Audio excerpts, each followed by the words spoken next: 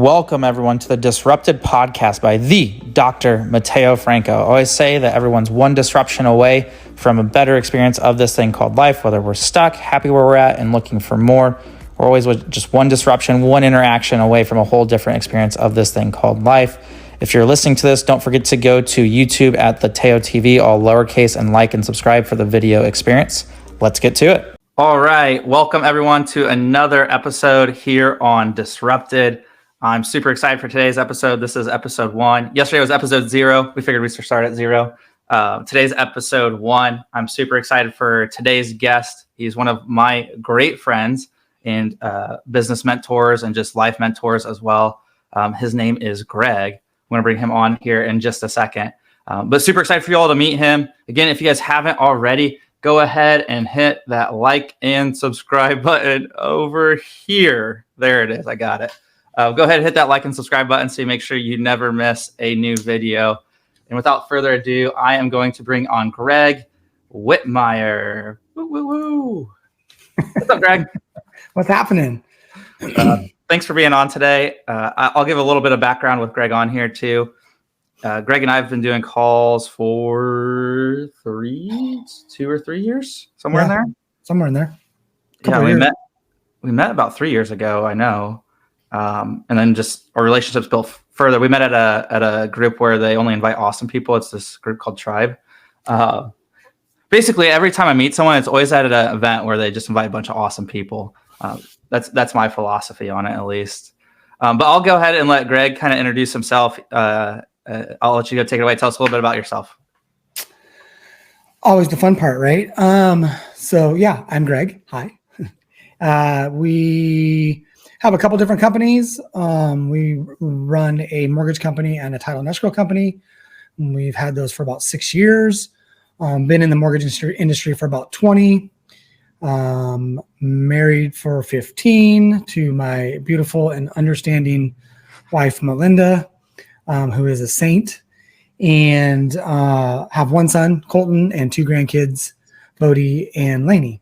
So I live in a little town in Arizona called Lake Havasu City, population of about 55,000. But it's great because it's a hub right on the Arizona-California border. So we're real close to Vegas, real close to Phoenix. So easy for us to get around and get out to a bunch of different stuff and meet a bunch of different people. So I guess hobbies, passions, whatever is mainly at this point in my life, health and fitness.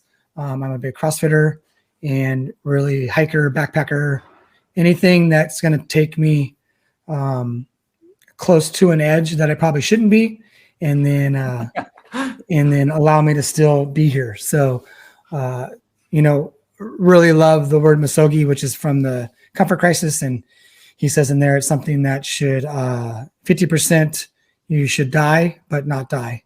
So really into those things. I love that. That's so good. Yeah. Yeah. Well, the thing I love about Greg too is he's so well versed in different things. It just like what you see is what you're going to get, which is one of the best things I think in life is people are like that. Kids are like that. But when you meet adults that are doing that to you and are very upfront about it, I think that's super awesome. I know one of the things I actually want to dive into now that I think about this is some just different topics, but I know Greg's helped me quite a bit. I'm going to paint a little bit of a picture here later on specifically chiropractic and chiropractors, because I think it'd be great to hear it from someone outside of chiropractic, which you've done for me. But talk a little bit about one of the things that you talk about a lot, or we've talked about a lot, is desired values versus actual values. Talk about like where you learned that from, and like tell people a little bit about that in ways that I know we're gonna have a different group of people on here, or a broad group of people from different age groups, different life experience, all of those things. But talk a little bit about desired values. I mean, this podcast is disrupted, right? We all are one disruption away from a different life if we choose it. And I think a lot of that starts with the people that we're having conversations with, who we're learning from, and the people that get to speak into our lives and our community. But talk a little bit about desired versus actual values.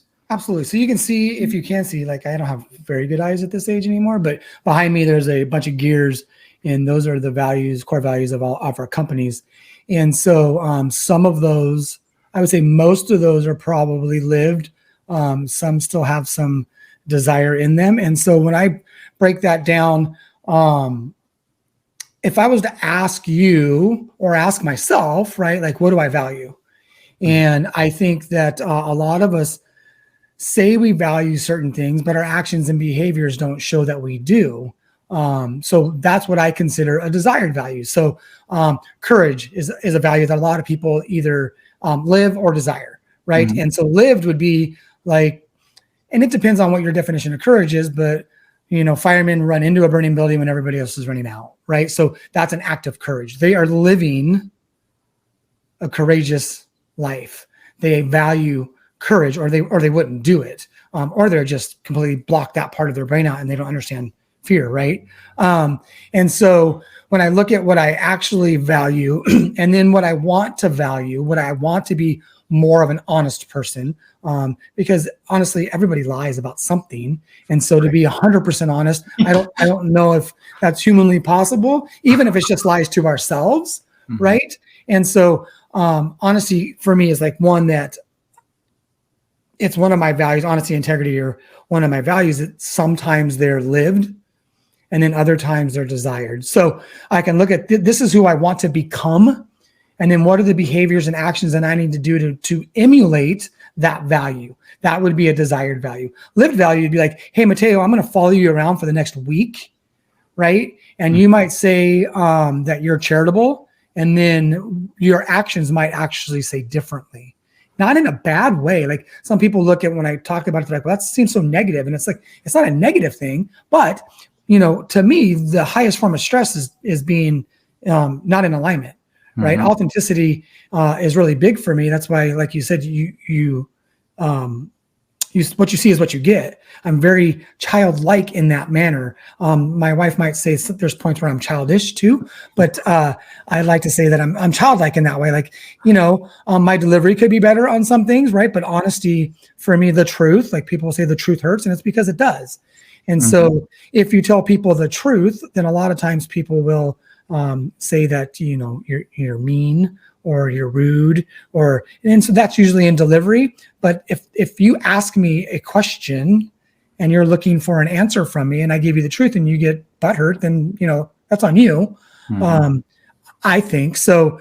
That honesty right there is something that I value, and other people will say they value honesty, right? And then they come to me for the honest truth, and they'll say you're brutally honest, and I'm like, is there any other kind? Like it's just the truth. Yeah. Right. Your perception, your lens is that it's brutal. My lens is it's just the truth. So that's the main difference that I see in what a desired value versus a lived value. And I think eventually we want to either figure out, is this desired value something that I'm willing to put the work in, right? Am I willing to change my behavior to show myself that that's actually a value, or is it just something because it sounds good? Like I want to value courage, I want to value honesty, I want to value integrity and consistency and these things. It's like, well, are you consistent? Are you committed? Or is it just something that a lot of times say, are you committed or are you interested? There's no wrong answer. Yep. Are you serious or are you curious? Like exactly. Same difference, right? Yeah. So that's the main difference that I see when I do a values exercise with people. And I think it's one of the, especially when you're building teams, it's like the number one thing we have to do. It's like, okay, here's the exercise. Here's the list of stuff. Start circling away. Tell me what you want. Tell me who you are. And we're going to narrow that down, and you're going to pick 5. And then we're going to figure out, like, you're going to figure out, are these actually lived or desired? And there's, like I said, there's no wrong answer. If they're lived, awesome. If they're desired, awesome. What do we need to do to turn those in from desired to lived? So. Yeah, I love that. A few things too that I heard there. One of the things too, I know in business it's a little bit different, but one of the questions I ask when it comes to the personal side is when people say they want honest, right? So when they ask me a question, I say, do you want me to be a good friend, or do you want me to tell you what you want to hear? Because then it pins them against themselves in their head, and they got to make a decision, right? And at that point, they're going to know that I'm just going to tell them what they want to hear, or they're going to hear the absolute truth. And so I think there's some tools there. One of the things that I want... Most people that know me already know that they're going to get... yeah. They don't ask me the question that they want the answer to. Right. You don't come to Greg if you want to hear what you want to hear. Yeah. And we'll go. And I know you're doing some coaching too. I'll come. Don't let me forget that. To that, back to your Instagram handle and stuff too. And you're still accepting new people. I know there's a qualification process for that, obviously. Yes. Cool. Yeah. Tell me a little bit before we kind of transition on this. A little bit about. I want to come into the hiring process too. A little bit of not going like full in depth of that, but some things that you've helped us with too, with assessing values in that. But I want to kind of come back to the desired versus actual values. So one of the things is, I think what you do a really good job of is bringing awareness to it, right? You can't do the work for them. You can't get on the treadmill and do that. And you're talking about like, if you came here and followed me for a week, you would know what my actual values are because you would see what I'm doing. But talk a little bit about kind of how that looks, right? For knowing that the actions aren't in alignment. And usually for me in my head, I hear, am I getting the results that I want? And if the answer is no, then I could be out of alignment, or it's a patience thing, and knowing the difference between those two. Yeah. So, result is always there, whether it's your desired result or the not desired result. And so for me, tracking is always big. Like we're numbers because we're in the business of, finance and sales, and in sales it's all numbers. So I got really good at tracking numbers and actions to get to a number, and then I just translated that into everything. So if I can track my actions and my behaviors and then reassess, so it always boils down to digging deep within, right? Because it doesn't matter to anybody else but you. Are those written out, or are those just like an awareness? No, they're written out. So I think that's the one thing that for me as a younger in life experience, right, was it took me forever to actually start writing it. It's like, I know I'm up here. But when I actually started writing them, then it was very different, because then it's like, no, I'm actually not moving towards this. You're not. And so like for us, especially in the market that we're in right now, if I ask somebody, a real estate agent or a mortgage professional, like, how's it going? They're like, oh, good. I'm like, are you busy? They're like, yeah, I'm busy. I'm like, okay, well, how many do you have in the hopper? Right? Busy is one thing, productive is another. So how many loans do you have in process? How many homes do you have pending? And if it's 2, you're not busy. Right. Like you're just not. Right. And if it's 5 or 6 or 7, okay, what was your goal though? Well, the goal was 100 for the year. Okay. And how many are you going to close this month? 2. Okay. Well, you're a little behind. Right. And so that's when we can understand, like, are the actions that I'm doing in alignment with the goal that I have? And you can actually make the choice, because everything is a choice. You make the choice of either maybe my goal was a little too lofty, and lofty goals are better than non-lofty goals, right? I believe that we will do the work up until the point that we say, we want to get to, right? And so having a little bit loftier goal can help you break through that ceiling. But you also have to be realistic at times too, and be like, I really, if I look back and at what I've tracked, like, let's just say, not even taking business, let's go to personal. Let's say it's a fitness goal, right? And you have a goal of X, and the actions to get to X are 3 workouts a week. Let's just say that's what it is. And you're tracking your workouts, and we look at 2 months worth of workouts, and you worked out 1 day a week for the last 2 months, then maybe the goal of X isn't the right goal. Or we can light a fire and be like, okay, what do we got to do to get to 2? Like, let's maybe 3 is too much. Maybe that was too daunting and it freaked you out, and you got overwhelmed, and so you just shut down. So what do we got to do to get 2 workouts a week? Right. But if we get to 2 workouts a week, it's still probably not going to get to X. So maybe we change our goal to Y for the short term. And then when we reach Y, now we can up it to X. And so I think that's one of the major ways you can see if you're in alignment or not. The number one thing, like you mentioned earlier, is just awareness. Like we all know. We know if we're doing the shit we're supposed to do or if we're not. We know, like, should you write it down? Yes. Why? Because then you can look at it and be like, no, I'm full of shit. Like, I'm not doing it. But in our head, we can come up with any story we want why we're not. Right. My philosophy on that too, and why I think coaching is a trending thing in a sense for some people. And for me, I believe having lots of coaches or mentors, I think of it like spotters at the gym, right? I think I'm doing great form, but it's like you look in the mirror, it's like, that's not great form. It's right. Tiger talks about it in golf, the feels versus reals. But one of the things that you alluded to there is in coaching, when you say we all really know, for most of us, we do. But I think a lot of people are just waiting for permission to do the things that they know they need to do, or be the person that they know they can be, right? They're just waiting for someone to give them permission. Yeah, and I have a mentor that always says, we're adults. We don't need to learn more things. We just need to be reminded. I love right. that. Like you go to a seminar, you go to a mastermind or whatever it is. It's like you go there, you don't learn anything new, hardly ever.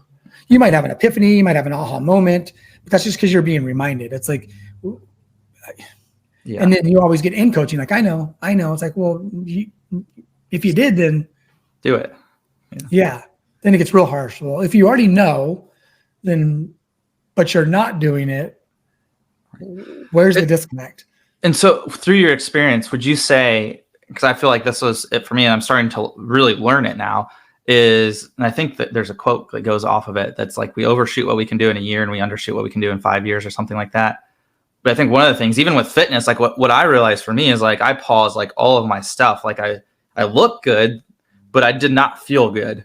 And so then I reversed it, and I'm like, I'm going to start with doing like mobility and stuff like this, and sacrifice the shape of my body for a season to get there. But one of the things, I think it's in, is it Atomic Habits or something like that? They tell the story of the guy that just showed up to the gym, would walk into the gym, walk right back out. And he just built that habit first. Yeah. I forget. Yeah.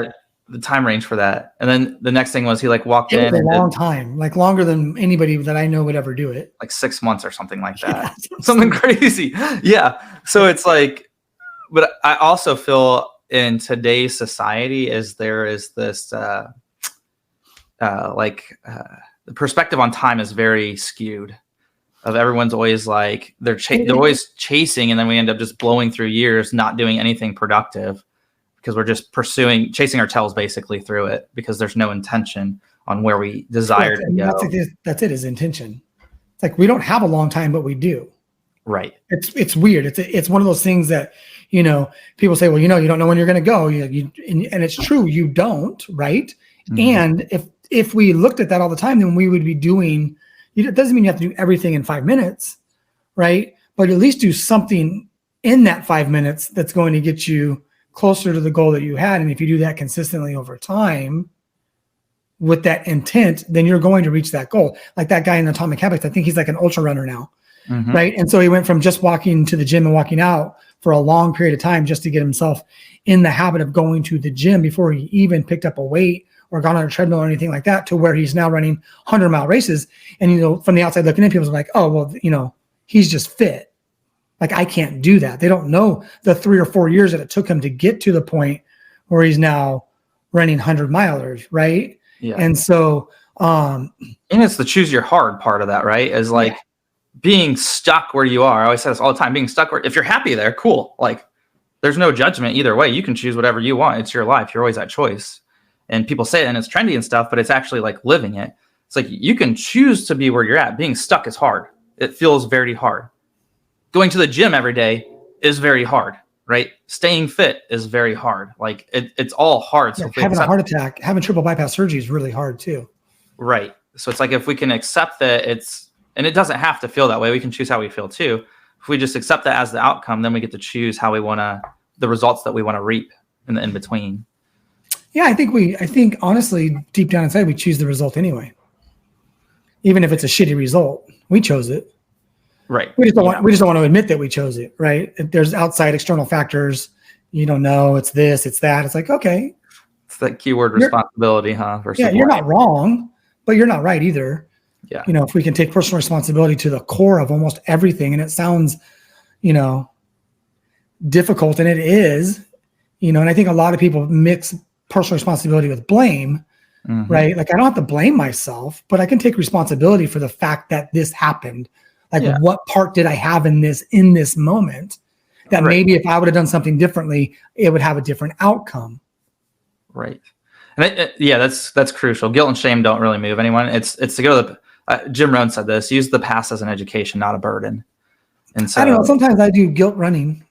So yeah, it's the fuel. If you feel guilty or shameful, on Sunday will definitely make me go run a couple miles that I wouldn't have ran without eating the Dairy Queen. So just start running. And one of the things before we transition that you said earlier, and I heard this with It was Grant Cardone and Gary Vee, and I'll never forget that. It was like a reel, and someone asked the question, "Who works harder out of you two?" And Gary Vee like instantly said, "Me," right? And then Grant sat there, and I'm not saying right or wrong for either of these guys. It's just interesting to look at. And Grant asked, "Well, who produces better?"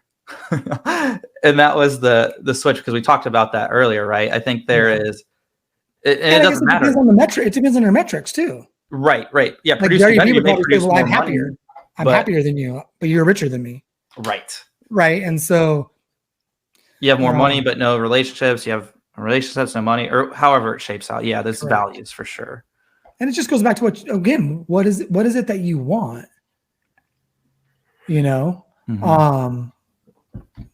And we get to change what we want, which is the best part. Yeah. Let's I want to transition to the hiring, and then I want to kind of tell the story of some of the things that you shaped up for chiropractic, make it a little chiropractic specific at the end. And then I'm going to throw up your Instagram handle real quick. So if you guys want to follow Greg here, they can also connect with you with Summerlin Financial through your personal Instagram. Personal is the best. That's really the only one. And Instagram's the best platform for them to connect. Mm-hmm. Yeah. So if you guys want to connect with Greg, shoot him a DM, smoke signals, show up to his house. No, I'm kidding. Don't do that. It's public in Arizona, so you're good. Yeah. Anyways, I want to transition a little bit to the business side of just hiring a little bit, team culture, and those things. I know you talked a little bit about a value assessment. There's some things too that Greg taught me that saved us significantly on the hiring part with a specific platform. I think it's Spark Hire, one-way video interviewing that allowed us to go through. I was like, if they can't hop on there and I can't see them present themselves and stuff like that. But tell us a little bit about like your passions and team culture. And also like one of the things too that would be cool to share is the talking about like raises or upfront. Remember how we talked about like starting the income producing activities and those things? If you can mix those in there too, but take it wherever you want to go. But I know you have so much, and I'm like, so much.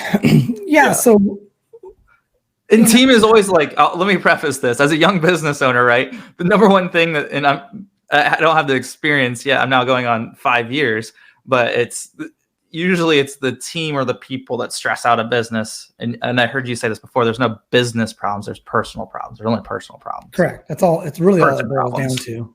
Yeah.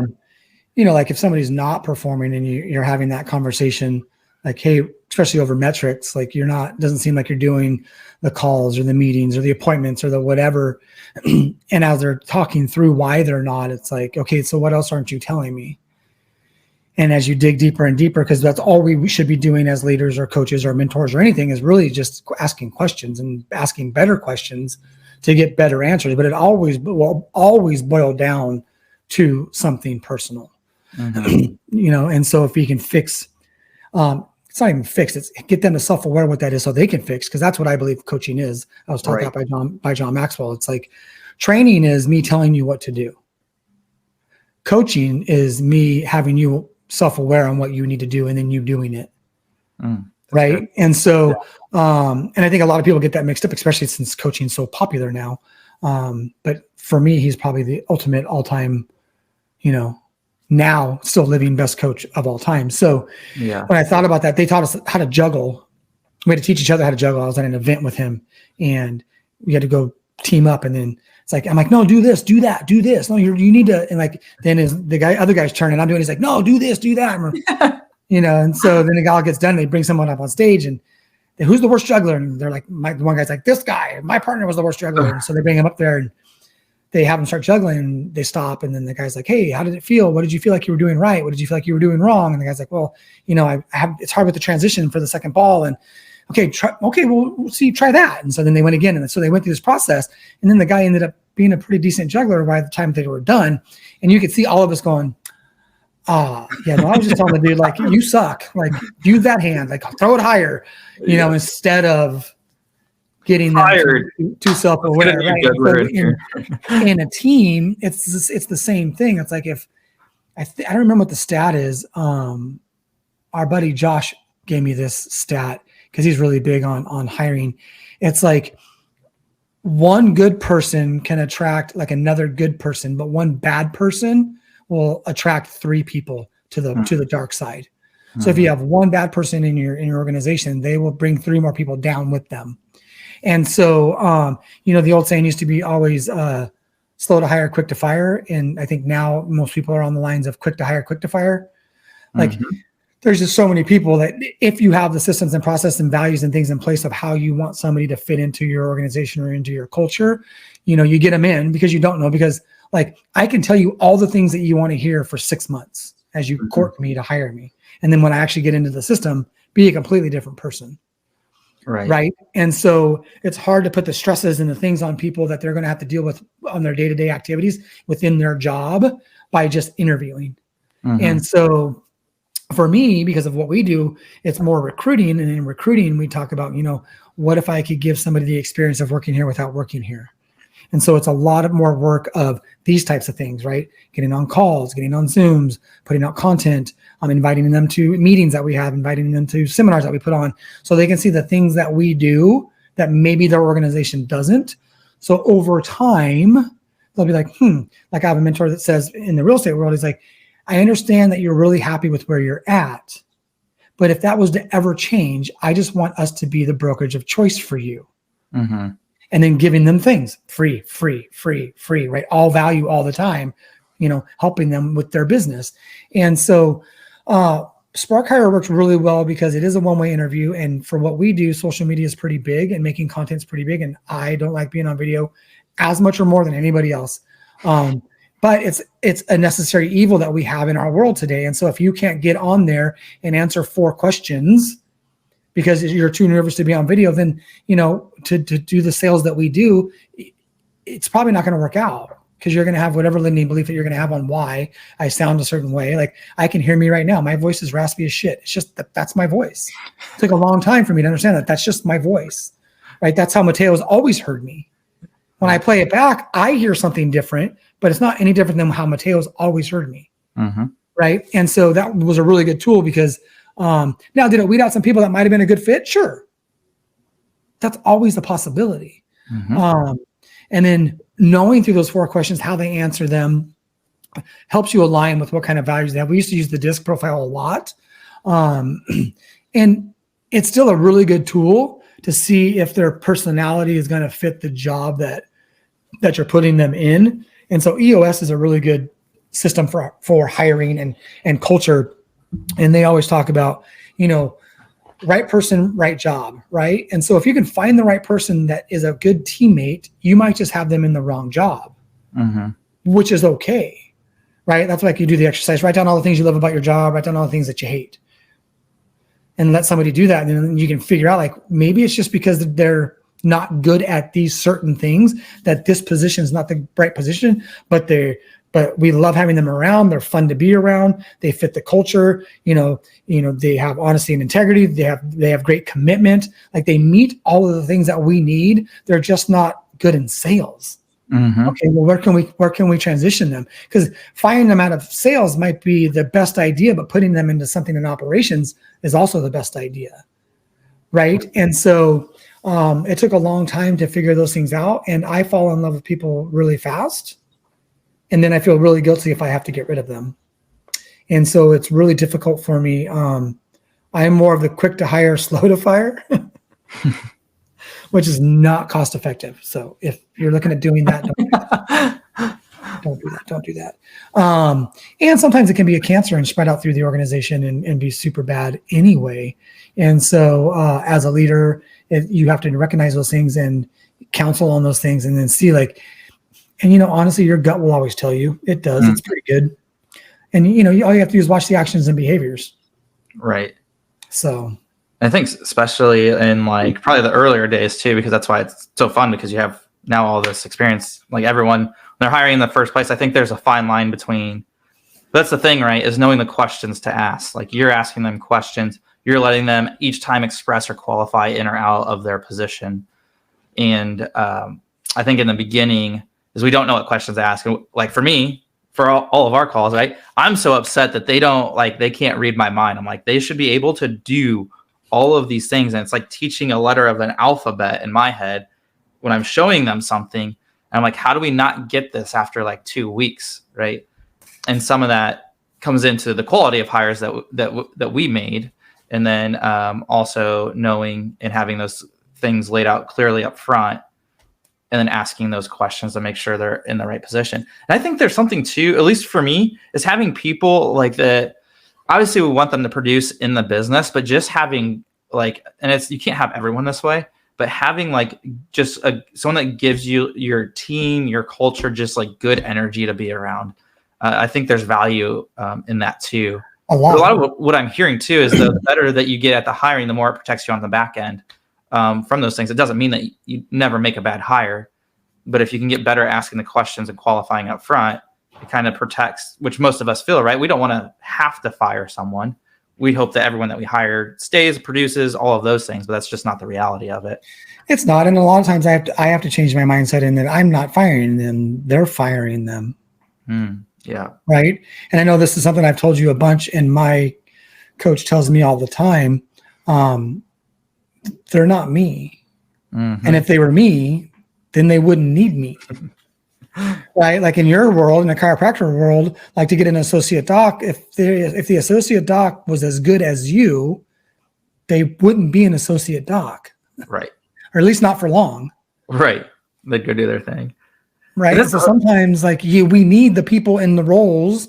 And if they're in those roles, then they might be a certain personality type or a certain level of competence type. Right. And for me, like, incompetence can be a pet peeve of mine, right? Mm-hmm. And if you have the will to be better, like if you come to me with a notebook and you're asking me questions and you're writing the answers down, like I'm not going to give you shit. But if you come to me four different times and ask me the same question over and over again and you never brought a notebook, like, yeah, I'm probably not going to be very nice the third or fourth time. Right.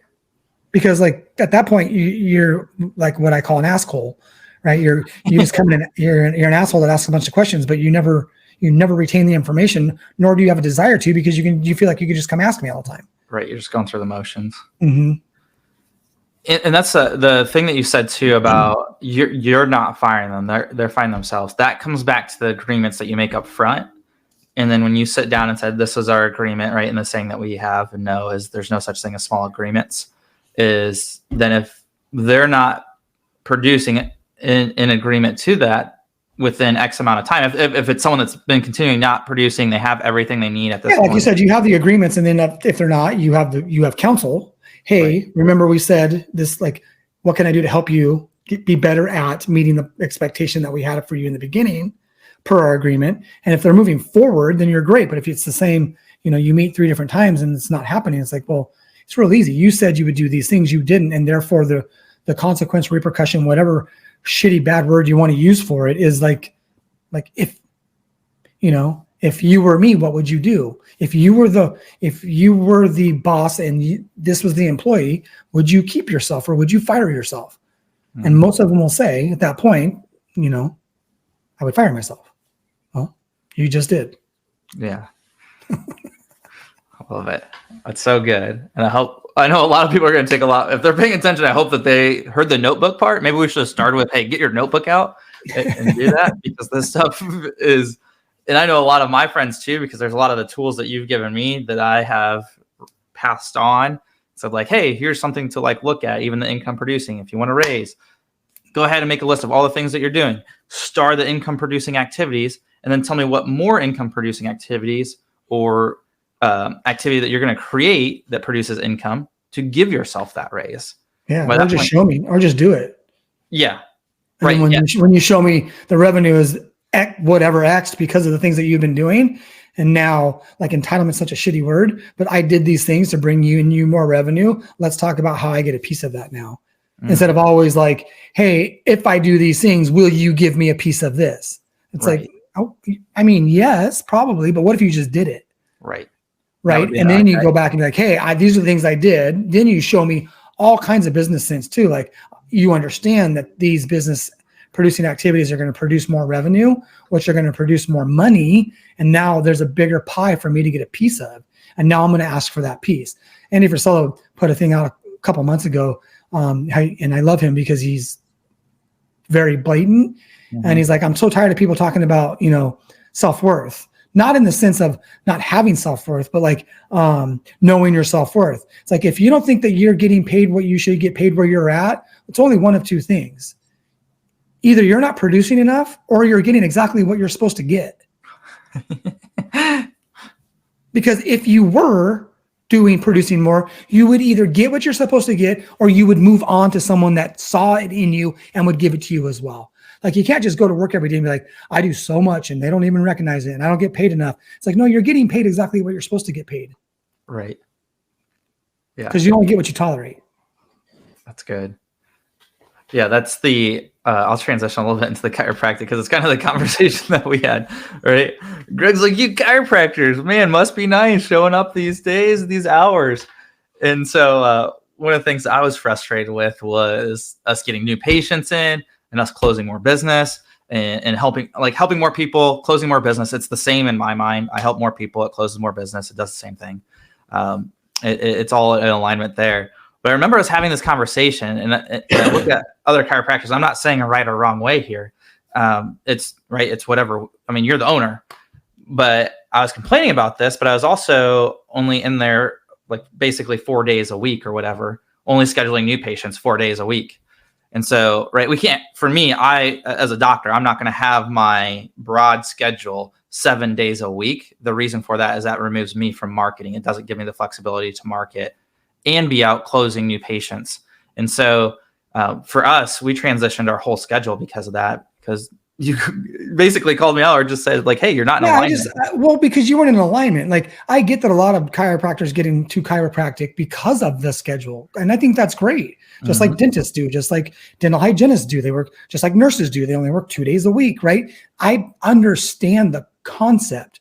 But the concept and what the goals that you had, I was very blunt and blatant. I said, do you understand that you go to school the whole time? They teach you how to be mediocre in the scheduling that you do.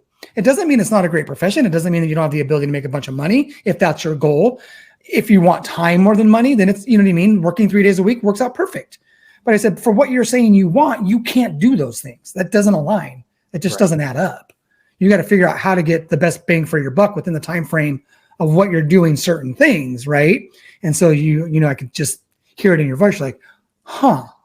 It. I mean, that sucks, and you're not wrong. And so you shifted some things, and so and it was super helpful because now we close. Like, I'll see new patients Monday through Sunday. It's like, if that is my goal is to grow and have those things, then I'll do that.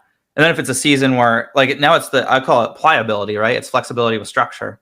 Is now we grow to a spot where I don't necessarily want to do that. I can always let my phone ring, right? And go travel and do whatever. But I think that was something that was super profound for me, is getting out of because there's lots of management groups in chiropractic. I know it's every profession too, but it's like you get in this so structured thing, and just looking at different people in different industries helps so much. But I just remember that, and I know there's so many chiropractors that would benefit from that, because I'm like, well, why are you doing what you're doing? Like, because it's what they're taught. Like you said, the group they're in, this is the structure. Follow these things, and you'll be successful in this realm or to this amount. And so, like I said, it's not a wrong thing or a bad thing. But if they wanted something different, then they're gonna have to do something different. Right. Yeah, I thought that was so cool when you called that out. Is there anything else that you can think of that you specifically want to share on? I know there's so much that we kind of covered today. And I know you're in the CrossFit, you like traveling and doing some of those things. Is there anything else that maybe people don't know about you that you'd like to share? I know we're going to have you on here again, obviously.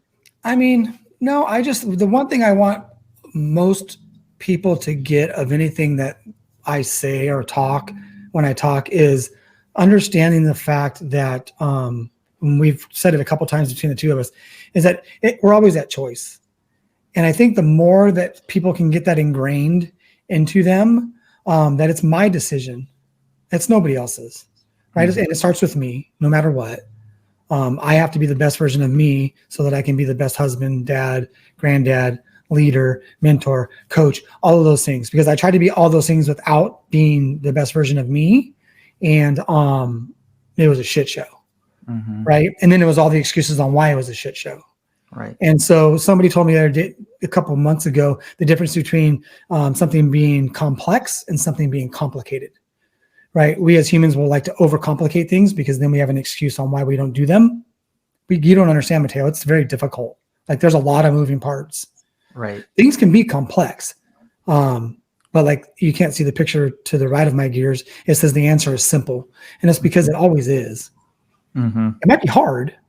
It doesn't say easy. It just says simple, right? And so knowing that no matter where I'm at or what I'm doing, I always get to make the decision on what the next move is so powerful, because I either decided or I didn't, right? It's a commitment. You either committed, you either did it or you didn't. And if you didn't, just recommit. And so I think that's a huge takeaway that I get out of most things, because it's usually what I'm looking for is like, why am I not where I want to be? So I go to a thing, I get around a bunch of people like-minded. It's great. You feel great. And then at the end of the thing, I'm like, you just didn't commit. You just didn't make the decision on that. It's important enough for you to do it. Right. And so what mindset or what do you have to tell yourself every morning to make sure that if it is important, that you make the decision to do the things that have to be done? Right. It's like having a flight to like one of your favorite places for vacation, right? If you have that at like 4 a.m, you're on time. You make your flight. But yet getting out of bed, it's like, right, complicated versus complex. I really like that. And I think that's good. And I know probably next video too, we'll dive into that, maybe that topic a little bit more. It seems to be one that just recurs in here. And I don't think we can talk about it enough too, is the responsibility. And I think something that we could cover in the next video too is right. People say victim and even words, right? And the thing that I know that you do and I appreciate about you too is, right, you're not just saying the word, like there's some context to the word. Like most people don't think things out beyond one layer, right? Creating some context. And it's hard. Like I wanted to say but 4 times in this conversation, and I had to stop myself and say and, right? It's a conscious decision to be like, hold on, no, that's not where you want. That's not where you want this to go. It's not the right language. Right. I always say butts are for pooping. That's what helps me not use it, or helps me not use it as much. But one of the things I think too is like the victim, meaning that you're a product of your environment, which and we could go through like all these different scenarios of there are bad things that happen, right? 100%. There are environmental factors, 1,000%. But why can one person come out of that, but the other 20 can't? Exactly. If anyone like you's done it, it's possible, right? And if a human's done it, it's possible, right? And that's what's crazy. It was always impossible until it was possible. Right. And the responsibility too, I want to spend some time on this next video too, is one of the things I associated in the beginning was fault, with the word, replacing the word responsibility with fault. It's not necessarily about fault, but I have a responsibility to me is I have a choice to become who I want to be or to change where I live, the circumstances around me, right? I have that choice. That's what responsibility is to me, but it took me a while to figure out that it's not the same thing as fault.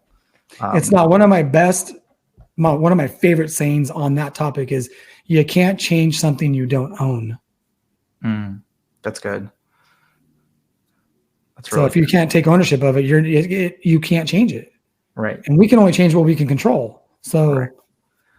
And I think too, it'd be really cool if you're open for it. Maybe next one too, we'll dive into a little bit of your backstory, because I know your backstory of the things that got you to the Greg that we see today, some of the adversities and things like that, so people can understand that with a little bit more context. I'm going to throw up your Instagram handle here real quick. So if you guys want to follow or connect with Greg, go to his Instagram. We're going to have him on here again for sure.